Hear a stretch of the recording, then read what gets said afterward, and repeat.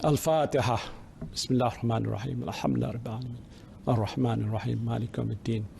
Iyyaka na'budu wa iyyaka nasta'in. Ihdinas siratal mustaqim. Siratal ladzina an'amta 'alaihim ghairil maghdubi 'alaihim waladdallin. Amin. Bismillahirrahmanirrahim.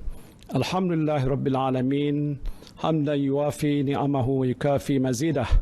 Ya Rabbana lakal hamdu wa lakal syukru kama yanbaghi li jalali wajhika wa azimi sultanik. Ya Allah, Ya Rahman, Ya Rahim, Engkau ampunilah dosa-dosa kami. Engkau rahmatilah diri kami, keluarga kami dan negara kami. Engkau lindungilah hamba-Mu yang kredit ini daripada segala musibah. Engkau jauhilah diri kami daripada penyakit yang berbahaya dan wabak yang mengancam nyawa. Engkau hindarilah kami daripada bala yang berat dan takdir yang buruk. Ya Allah, Ya Rahman, Ya Rahim, Engkau berilah kekuatan, kecekalan dan kesabaran kepada kami untuk menghadapi dugaan-Mu yang berat ini. Engkau tiupkanlah ketenangan dalam jiwa kami. Sesungguhnya setiap dugaan yang Engkau turunkan kepada kami, Ya Allah, tiadalah ia melainkan untuk meningkatkan ketakwaan dan keimanan kami kepadamu. Ya Allah, Ya Rahman, Ya Syafi, Engkau berilah kesembuhan kepada saudara-saudara kami yang dijangkiti wabak coronavirus, walau di mana saja mereka berada. Sesungguhnya tiada penyakit yang tidak dapat Engkau sembuhkan. Ya Allah, tiada mara bahaya yang tidak dapat Engkau jauhinya dari kami, Ya Allah. Kami bermohon kepadamu, Ya Allah, lindungilah kami, selamatkanlah kami, sejahterakanlah kami. Rabbana zalamna anfusana wa illam taghfir lana wa tarhamna lanakunanna minal khasirin. Rabbana atina fid dunya hasanah wa fil akhirati hasanah wa qina azabannar. Wa sallallahu ala sayyidina Muhammadin wa ala alihi wa sahbihi wa sallam. Walhamdulillahi rabbil alamin.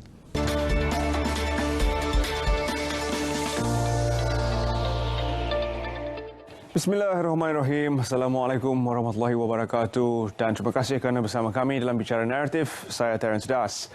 Pada malam ini, tuan-tuan dan puan yang saya kasihi yang berada di rumah, kita akan bincangkan satu aspek COVID-19 yang mungkin kita sedia maklum, kita sedar dan kita rasai, tetapi belum dibincangkan secara panjang lebar. COVID-19, seperti yang kita sedia maklum, memberi kesan kepada fisiologi manusia. Ia memberi kesan negatif kepada sistem pernafasan kita dan ia juga sedang dikaji betapa impaknya kepada sistem-sistem lain di dalam tubuh badan kita. Selain daripada impak kepada fisiologi dan kesihatan asas kita, kita juga dapat melihat bahawa COVID-19 bakal memberi impak secara negatif kepada ekonomi dunia. Gegaran ekonomi ini belum lagi kita rasai sepenuhnya dan walaupun keadaan agak terkawal di Malaysia dari kedua sudut itu, kita masih lagi juga sedang menilai rakan-rakan kita di seantero dunia dan melihat bagaimana mereka menangani isu-isu berbangkit yang berkaitan dengan COVID-19. Tapi pada malam ini dalam Bicara Naratif, kita akan bawakan perspektif mengenai fisiologi yang agak berbeza, iaitu mental, di mana kita akan melihat dan mengkaji sejauh mana impak COVID-19 kepada kesihatan mental kita.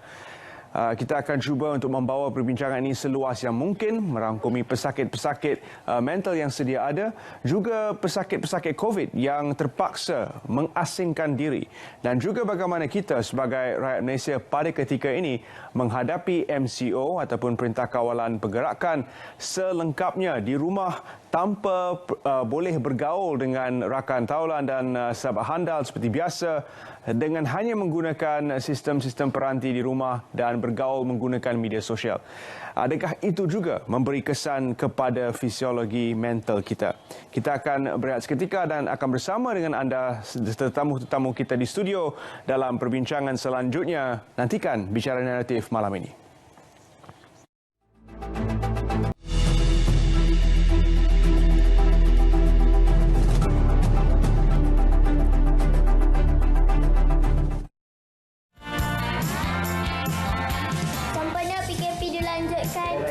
Saya bersama keluarga bermain tenteng di rumah untuk mengurangkan tekanan salah satu aktiviti yang saya lakukan di rumah untuk mengurangkan rasa tekanan sepanjang PKP ini adalah dengan melakukan senaman ringan. Dengan senaman, kita bukan saja dapat mengekalkan kesihatan badan, tapi kita juga dapat memberikan kecergasan fizikal, mental dan emosi kita. Jom kita senam. Mesti bosankan masa PKP ni. So, pada saya habiskan masa untuk memasak dan cuba mencuba yang baru. Seperti ini. Cuba lambuk. Turun menurun. Berada. Sedap tak? Kita jaga kita, stay at home, kita mesti menang. Jadi apa yang saya lakukan untuk menghilangkan tekanan sepanjang PKP ini adalah dengan saya cuba menjadi inovatif setiap hari dengan mencuba resipi-resipi baru untuk makanan harian saya, dan saya juga akan luangkan sekurang-kurangnya 30 minit setiap hari untuk melakukan home workout bagi mengekalkan saya punya fitness level.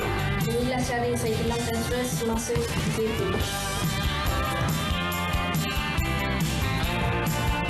Bagi mengurangkan stres pada waktu PKP ini, saya menjalankan beberapa aktiviti, iaitu saya membuat kerja khusus saya.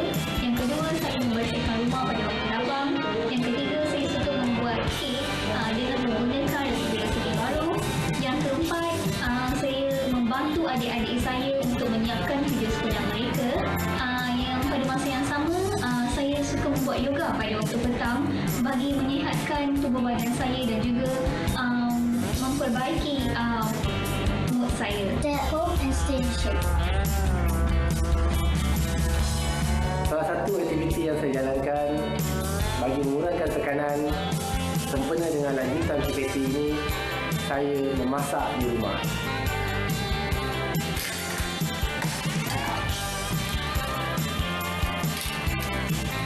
Okey, stay at home dan jaga jarak kita.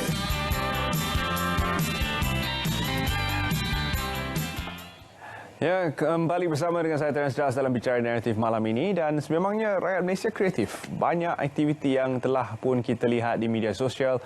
Ada yang berkongsi resepi, ada yang berkongsi home workout challenge, dan ramai lagi yang juga berkongsi aktiviti-aktiviti bersama dengan sisi keluarga. Jadi alhamdulillah ramai daripada kita boleh berkongsi tempat ataupun ruangan kita berkurung itu bersama dengan sisi keluarga. Tetapi ada juga di antara kita yang terpaksa menyendiri, iaitu dalam tempoh PKP ataupun Perintah Kawalan Pergerakan ini, kita berkurung seorang diri sahaja di dalam rumah. Saya rasa ramai di antara mereka yang masih berada di ibu kota Kuala Lumpur terkesan dengan situasi seperti ini. Jadi kita akan bincangkan pada malam ini bagaimana impaknya kepada kesihatan mental mereka. Bersama saya di studio Dr. Nur Ashikin Ibrahim, Dr. N, pakar perubatan kesihatan awam Kementerian Kesihatan Malaysia, dan juga Nurul Hidayah Ahmad Sarip, pegawai psikologi kaunseling Hospital Selayang. Terima kasih kerana sudi bersama kami pada malam ini. Dan seperti yang anda boleh lihat, sentiasa kita amalkan social distancing yang sesuai. Kita kira. Sudah pun kita ambil kira. Yes. Dan seperti biasa dalam ruangan mukadimah ini, ingin kita mengetahui sedikit tentang latar belakang kesihatan mental rakyat Malaysia secara amnya. Berapakah jumlah bilangan pesakit mental setakat ini yang berada di dalam ataupun di bawah jagaan KKM? Okay.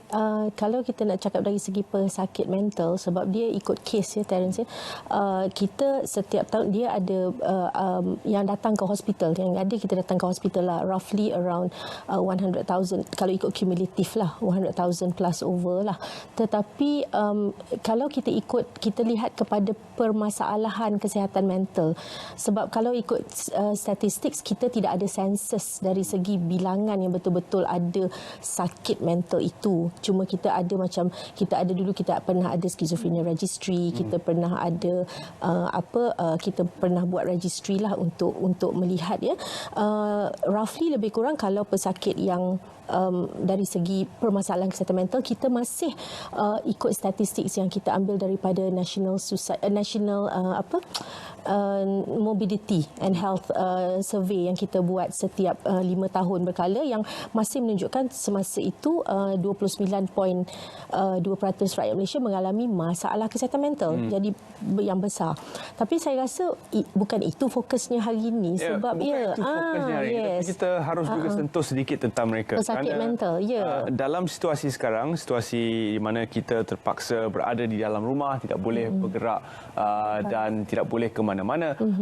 Adakah terdapat impak secara negatif kepada mereka yang sudah pun mengalami kesihatan mental dan sedang dirawat? Okey, yang mana yang sedang dirawat, katakan yang mereka berada di dalam hospital, ya, kalau masa katakan di institusi mental masih menerima rawatan, mereka masih menerima rawatan. Mereka boleh yang mana, yes, because kita tidak tutup servis. Dari segi servis kita tidak tutup. Tetapi apa yang kita inovasi sekarang yang dilaksanakan oleh pakar-pakar kita adalah melalui teleconsultation. Apa yang berlaku contohnya, katakan seorang pesakit mental, dia perlu ke hospital untuk melihat, berjumpa dengan doktor pakar psikiatri ataupun pakar perubatan, sebab pesakit mental ni dia sama macam pesakit kronik yang lain.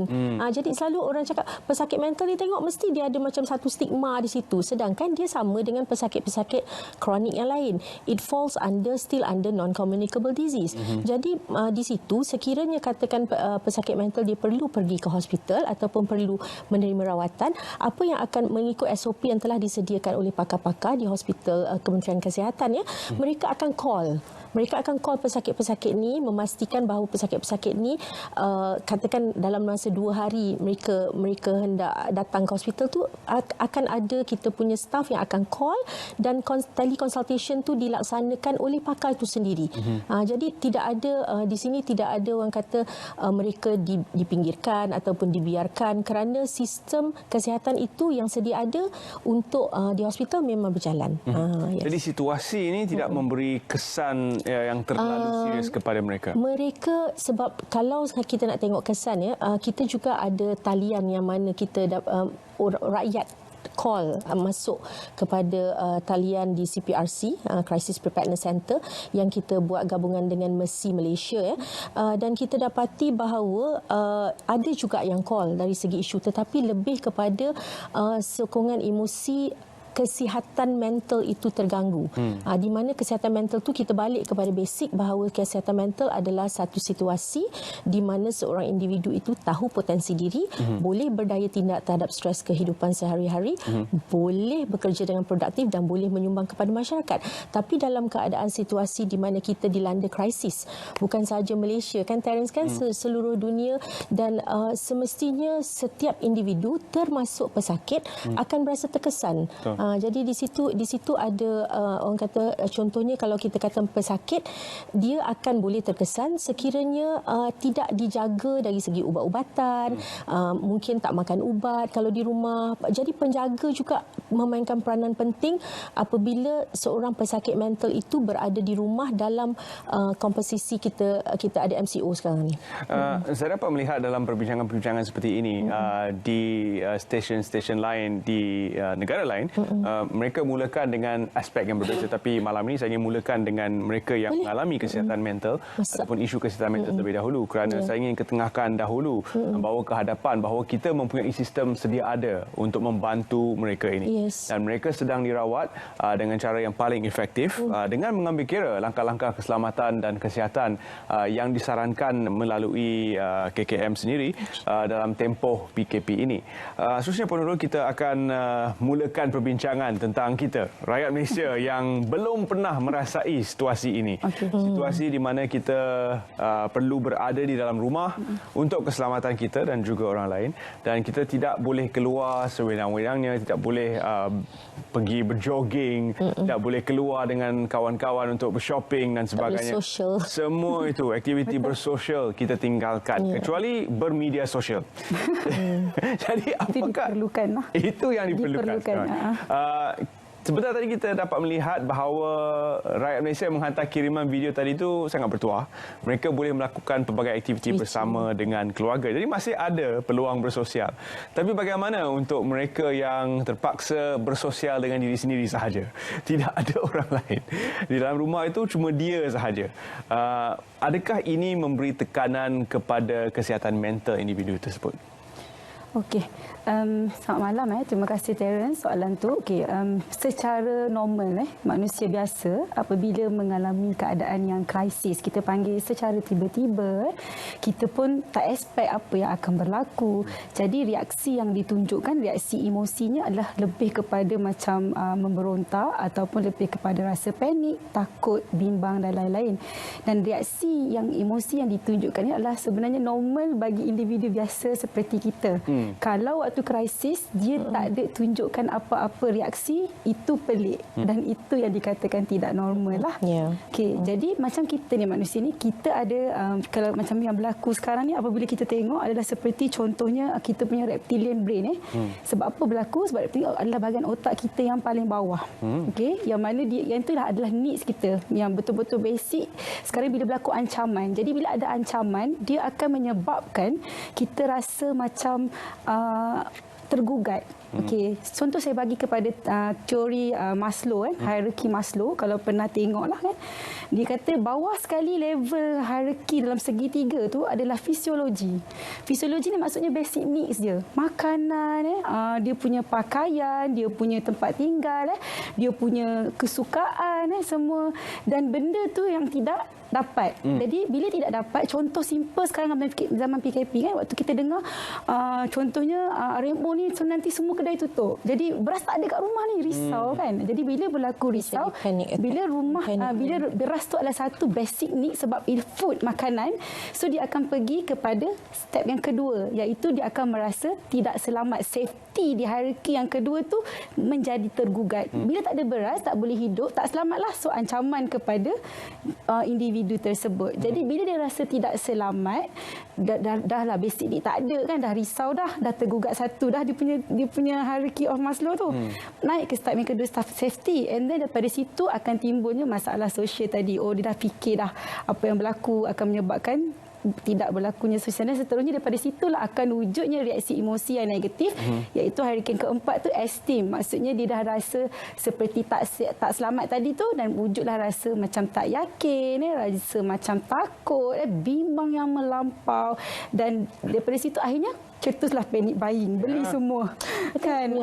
That's kita dapat lihat rentetan apa yang berlaku daripada awal sampai berlakunya pembelian panik itu tadi. Sebab kesan psikologi tu, I think dia lebih lewat sedikit, in the sense that mula-mula people memang kena, orang kata apa, dia kena adapt kan, certain things. Jadi benda yang macam Terence pun tak pernah lalui, kita pun, walaupun barisan petugas hadapan pun tak pernah lalui. Jadi I think that is one of the thing. Dari segi teoretikalnya macam tu, tapi apa yang kita nampak, yang daripada segi calls kan, yang kita dapati, ramai yang contoh saya ambil very simple lah, seorang suami bekerja di Kuala Lumpur, isteri dan anak berada di utara. Mereka dah biasa berpisah, in the sense that suami tu tiap-tiap 2 minggu sekali balik. Tapi tiba-tiba MCO ni menyebabkan dia tak boleh balik selama sebulan. Jadi apa yang berlaku? Satu, dia tidak pasti. Jadi dia duduk seorang-seorang, macam Terence kata, duduk seorang-seorang di dalam rumah, tak ada siapa nak bercakap. Tiap-tiap hari buat video call dengan isteri tetapi dia rasa helpless sebab dia tak boleh berada secara fizikal di sana. Jadi mental tu terganggu dari segi satu, bimbang. Kan, bimbang satulah, banyak lebih kepada resah, gelisah. Jadi sampai kepada satu tahap kadang-kadang marah. Dia boleh jadi marah. Bila jadi marah, you tak tahu mana nak marah pada siapa. You nak marah tumbuk dinding, you marah, jadi dia perlu luahkan. Itu adalah perkara-perkara yang berlaku kalau secara normal lah kita kan sebagai manusia. Dr. Ann, mungkin saya silap dalam mengatakan bahawa apa yang baru kita bincangkan tadi, keresahan, kebimbangan, kegelisahan, marah, semuanya adalah emosi yang boleh kita kawal. Saya mungkin a little bit differ di situ. Sebab kita bawa pakar. Okey. Differnya bukan kalau ikut dalam keadaan normal, katakan normal, kadang-kadang kan ini adalah satu situasi yang luar biasa. In the sense that is something that kita tak ada siapa yang pernah alami. Bukan because kalau kata kita boleh kawal, dia juga bergantung kepada kita punya daya tindak.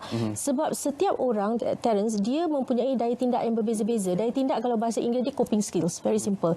So some people dia macam ni, stres tinggi, coping skill bagus, ada sokongan support yang bagus, dia okey dalam keadaan ini. Jadi dalam keadaan situasi ini bergantung kepada banyak perkara, kepada sokongan support, kepada coping skill sendiri. Kalau katakan dia tidak tahu macam cara ada separuh orang tu sampai itu yang macam-macam video upload di Facebook kan.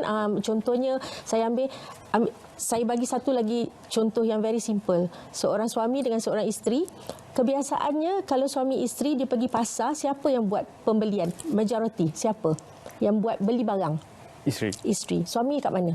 Suami. Majority saya bukan kata minority. Okey. Suami di meja makan dalam kereta. Dalam kereta ataupun dia tengah makan nasi lemak ke apa kan. Jadi bila berlaku isteri tak boleh drive.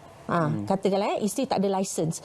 Jadi bila berlaku macam ni, anak-anak dah besar lock dekat tempat lain. Isteri dan suami je dekat rumah ni. Siapa ketua keluarga je boleh beli. Jadi you just imagine suami tu pun terkesan because dia nak kena pergi pasar dan dia nak kena beli barang. Itu satulah. Itu yang berlakunya, kena buat printing lah apa yang macam-macam kan. Dan yang keduanya, kalau dalam situasi ini yang mencabar kita punya coping, sebab contohnya sebagai isteri, katakanlah dia ada license 10 tahun tak pernah drive. Ini berlaku kepada ada yang saya kenal 10 tahun tak pernah drive. Dalam keadaan ini dia terpaksa bawa kereta. Dia bawa sebab suami tak pernah beli barang. So suami tak tahu macam mana nak pergi, dia kata tak boleh, you kena pergi. So dia ada license, dia bawa, dia paksakan diri. Jadi berjaya. Jadi banyak perkara yang orang kata macam Terence kata sepatutnya emosi dalam ni boleh diatasi. Boleh, tetapi ada juga orang yang tidak boleh mengatasi. Jadi itu yang kita kena cari dan kita kena bantu. Apa yang kita lihat dalam kalangan suami yang menggunakan video untuk bertanya kepada isteri barang ni ke barang itu ke, itu pun coping skill juga. Yes, coping skill. Baik, betul. Kita berehat seketika dan kita akan kembali. Perbincangan ini makin menarik dan jangan ke mana-mana, terus setia bersama kami dalam Bicara Naratif.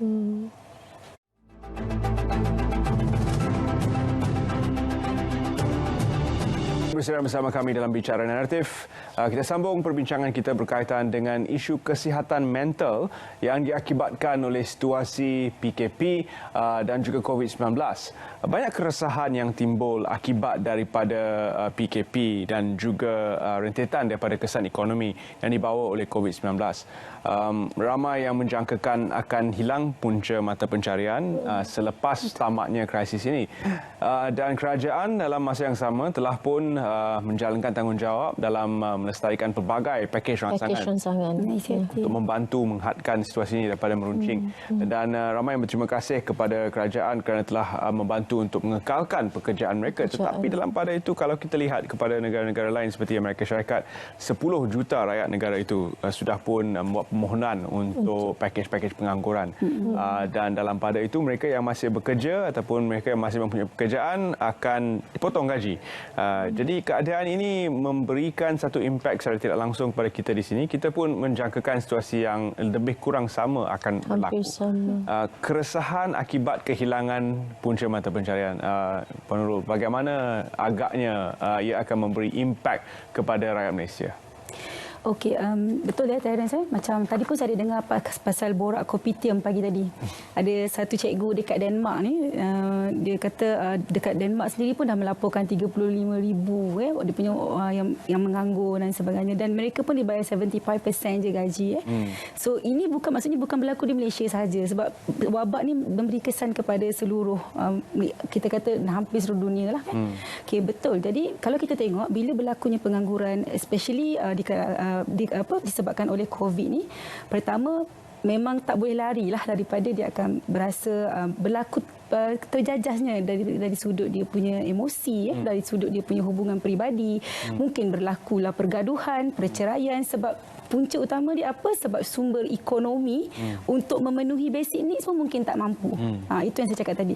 Jadi daripada situ juga mungkin kesan-kesan yang lain yang timbul yang memberi impak adalah seperti mereka hilang jalinan sosial. Maksudnya jalinan sosial tu mereka dah rasa segan untuk jumpa orang, akan timbul rasa rendah diri, self esteem tu dah akan rasa tak bagus.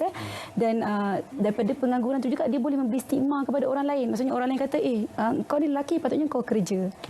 Kan? Lepas tu, kenapa isteri kau yang kerja? Kenapa kau tak kerja? Punca dia sebab isteri kerja kerajaan kot, dia kerja swasta contohnya. Jadi benda-benda macam ni memang of course akan memberi impak kepada kesihatan mental dan juga kepada kita individu sendirilah. Dari sudut psikologi memang dia akan memberi impak dan kesan bila berlakunya keadaan begini. Sekali lagi, keresahan seperti ini mungkin dapat diatasi kalau simpulan-simpulan dapat mencari pekerjaan baru.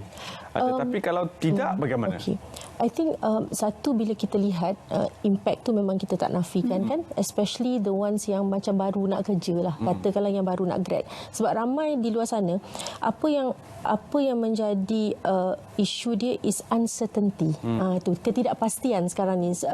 Bukan sahaja mereka yang nak apply for kerja, tetapi mereka yang ada kerja ni, contohnya companies kan, macam even our company-company yang ada kaitan dengan kerajaan kan, yang ada link dengan kerajaan dan sebagainya, mereka sedang memikirkan, because after this apa yang akan berlaku, things will change. Contoh it's no more going to be a norm. Jadi macam perubahan itu memang akan ada as even after the MCO is being lifted.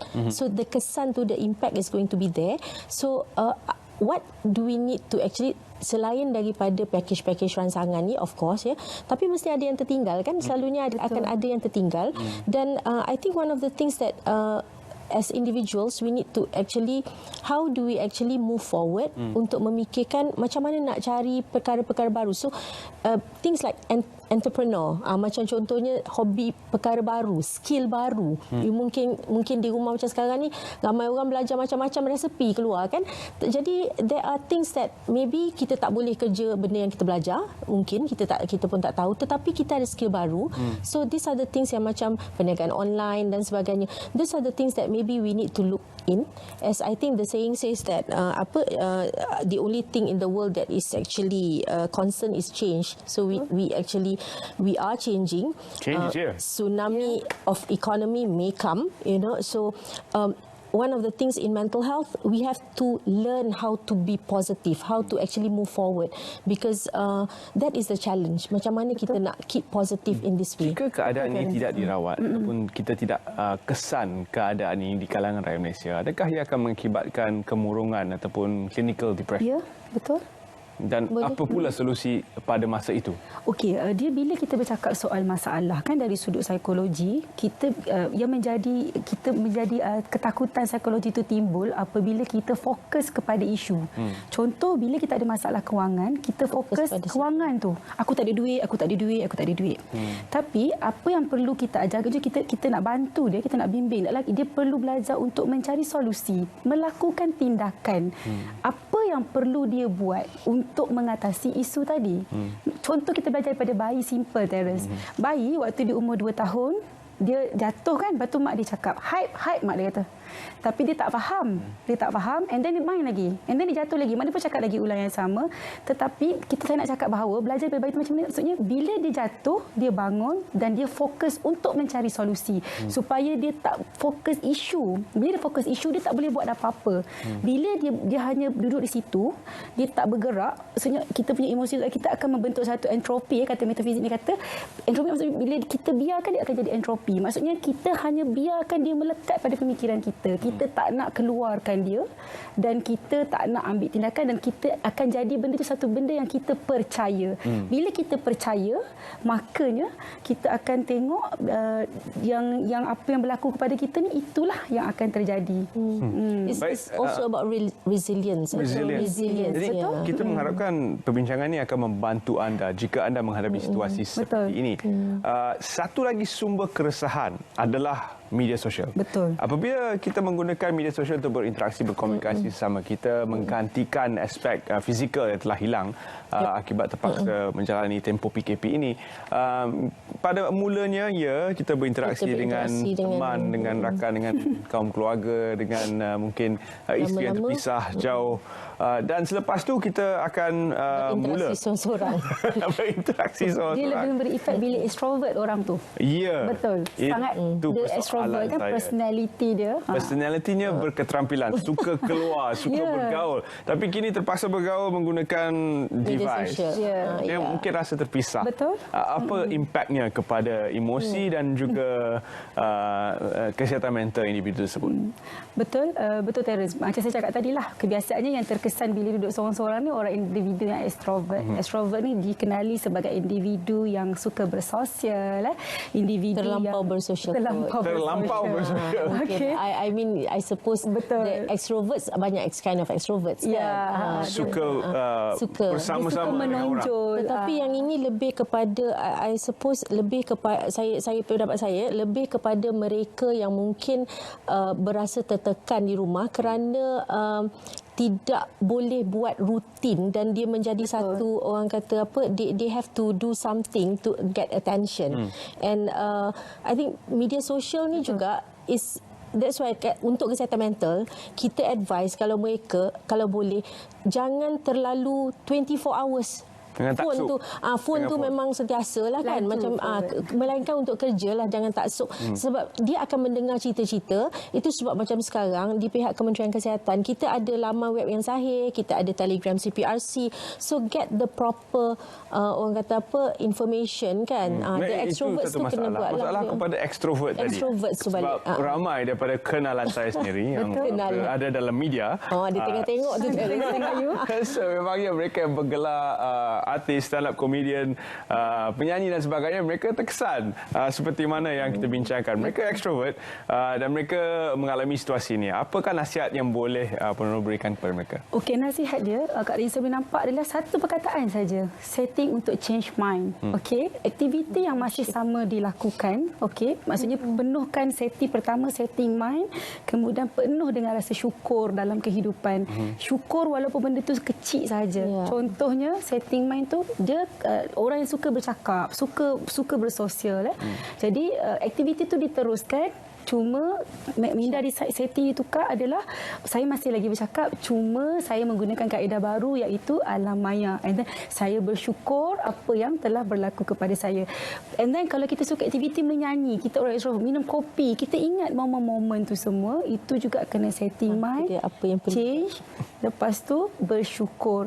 Sama juga macam aktiviti-aktiviti yang extrovert yang berlaku. Jadi maksudnya kita buat apa yang kita suka tadi, tapi kita punya mind setting adalah kita change the setting. Maksudnya setting tu change kita punya mind bahawa kita buat tapi dalam keadaan yang berbeza. Kena kurangkan ekspektasi supaya kita tak rasa sangat stres bila tidak mencapai standard. Walaupun tidak ada audiens untuk bertepuk tangan, tunggu dulu. Akan ada like.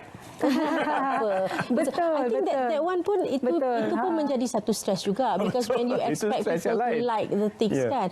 Jadi I think one of the things yang expectation dibawa tu satu, tetapi kita juga nak mengajak, macam katakanlah mereka suka kan di media sosial, when you do videos, buat benda yang menyokong, bukan orang kata beri komen yang negatif satu, tapi komen yang very harsh, yang menghiris perasaan orang. I think those are the things yang netizen I think can actually help to do, because saya rasa walaupun siapa-siapa pun yang bertugas sekarang bukan saja tidak mengharapkan pujian ke apa tapi saya rasa sekurang-kurangnya tidak diberi komen-komen yang negatif yang menyebabkan seorang itu boleh rasa down. Itu yang satulah. Saya kongsi 3 perkara, Terence. Pertama, untuk tips yang ini adalah cipta positivity. Create positif, aura yang bagus supaya kita ada yang kedua. Yang kedua, kita cipta creativity supaya bila kita dekat rumah, kita akan sentiasa ada perkara yang kita nak buat yang baru. Okey. Dan yang ketiga, kita kena elak negativity. Bila kita dah cipta positivity, kita kena tutup dengan elak negativity. Sebab bila kita tak tutup, contoh Terence takut tengok cerita seram, tapi nak cuba cabar dirilah untuk tengok cerita seram, tapi lepas tengok tu apa jadi? Seram kot. Seram kan, dia membawa kepada tak boleh tidur kan. Mungkin dah dari takut nak masuk bilik pun dah tak boleh gelap dan sebagainya. So that's why lepas tu kita kena stop for the negativity supaya kita dapat impak yang positif tadi kekal, stay di situ. So teknik dia cipta positivity, cipta kreativiti dan elak negativity. Baik, nasihat-nasihat itu untuk rakan-rakan kita yang ekstrovert, dan kita juga telah bincangkan sedikit bagaimana COVID-19 dan juga Perintah Kawalan Pergerakan ini memberi impak kepada mereka yang risaukan isu kewangan. Kita akan berehat seketika dan kita akan kembali membincangkan beberapa isu yang agak serius yang masih berlaku selepas ni. Jangan ke mana-mana, terus bersama kami dalam Bicara Naratif.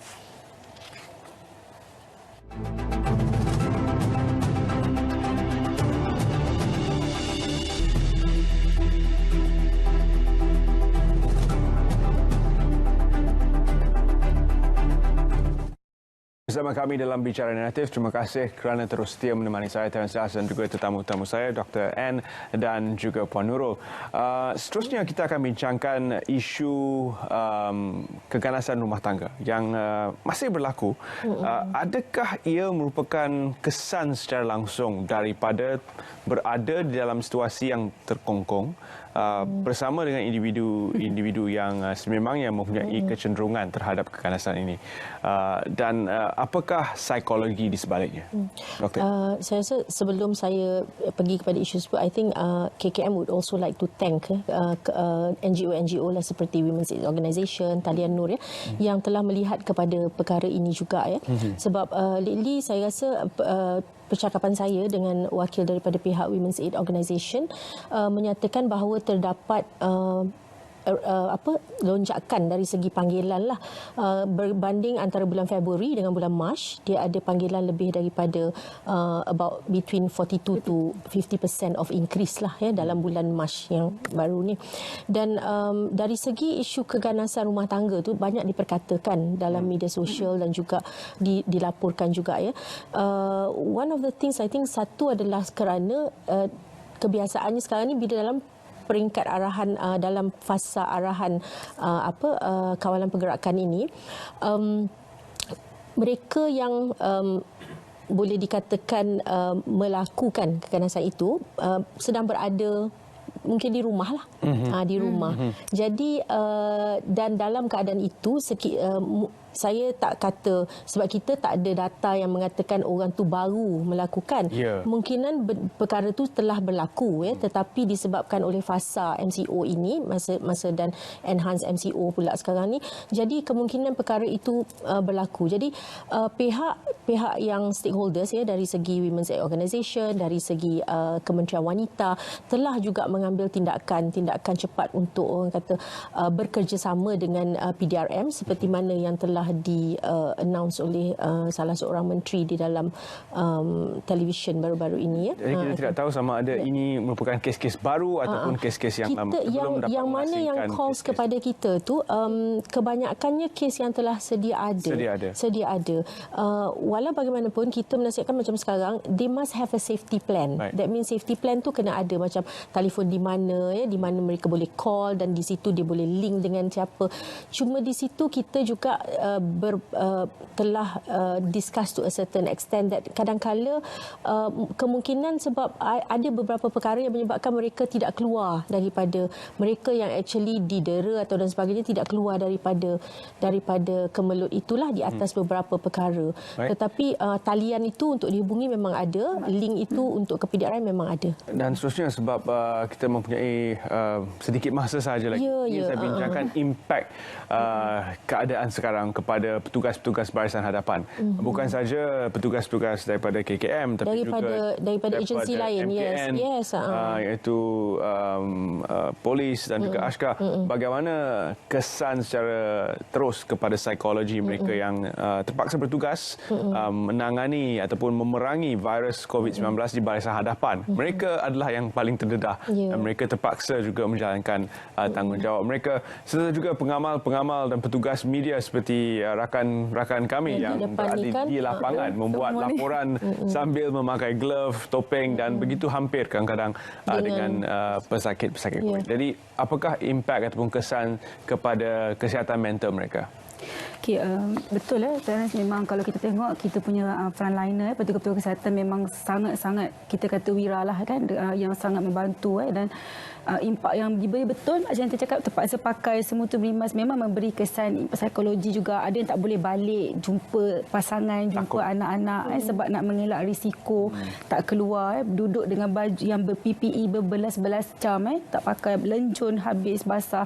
Macam saya di hospital pun saya sendiri melihatlah macam mana penuhnya isu-isu psikologi, di mana bila kami open saja servis ataupun kita buka kan, memang ramai juga petugas-petugas kita yang mencari channel untuk mereka meluahkan perasaan, dan pada kami itu bagus sebabnya bila dia rasa tak okey, dia mencari profesional dan kita bantu apa yang patut kita bantu, memberi sokongan emosi, sokongan psikologi, dan kita bagi beberapa tips untuk mengelakkan kemurungan, mengelakkan rasa stres yang melampau dan sebagainya.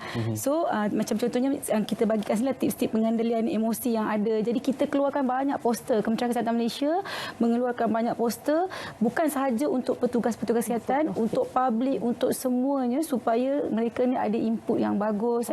Sekurang-kurangnya mereka merasakan kita cakna kepada mereka, bukan kita tinggalkan petugas-petugas kita.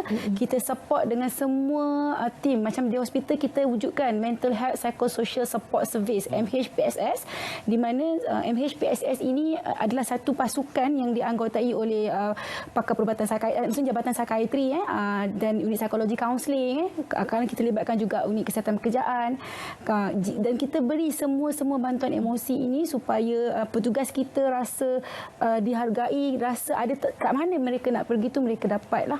Okey.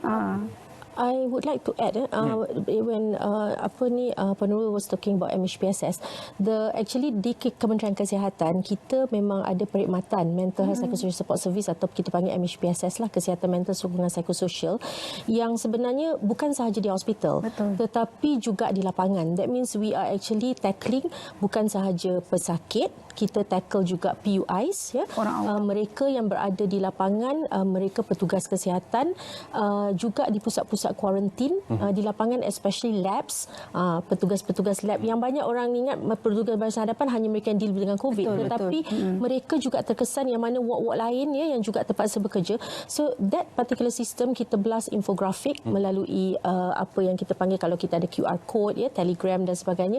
Dekat hospital is quite stabilized in the sense that because dia ada petugas kaunselor, pakar psikiatri. Di lapangan diselaraskan oleh pegawai NCD negeri, di mana contohnya saya ambil dekat yang mana kita buat lockdown di contohnya salah satunya di kawasan Johor pakar psikiatri bekerjasama dengan pakar perubatan, bekerjasama dengan kaunselor dan juga perubatan kesihatan awam untuk memberi servis. So basically kita untuk petugas kesihatan kita bagi pre-deployment briefing, post-deployment briefing. Jadi all these things termasuk talian telefon yang talian psikososial yang saya rasa bila dibelas dekat MKN ni, saya nak share lah hari ni calls dia mencanak sedikit lah. Nombor telefon 0329359935 ni talian yang ni mana untuk talian ni untuk bukan barisan berhadapan, untuk publik, tetapi dikendalikan oleh pegawai psikologi dan juga Mercy.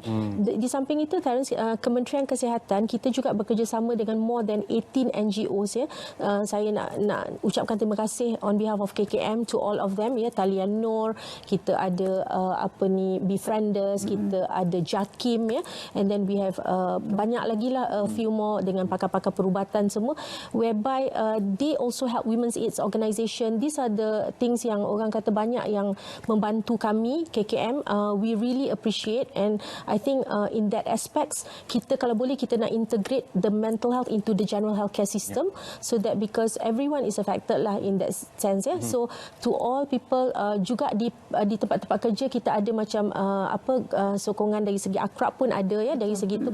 Jadi ramai sebenarnya, Terence, as long as you have the basic background on how to actually support. Contohnya kita ada salah seorang daripada sini, daripada humanitarian heroes who actually helping us, dekat talian. So on behalf of Kementerian Kesihatan ya, kami mengucapkan banyak-banyak terima kasih lah kepada semua yang membantu. Jadi Dr. Ann, ATM juga saya nak cakap. Nanti marah ATM.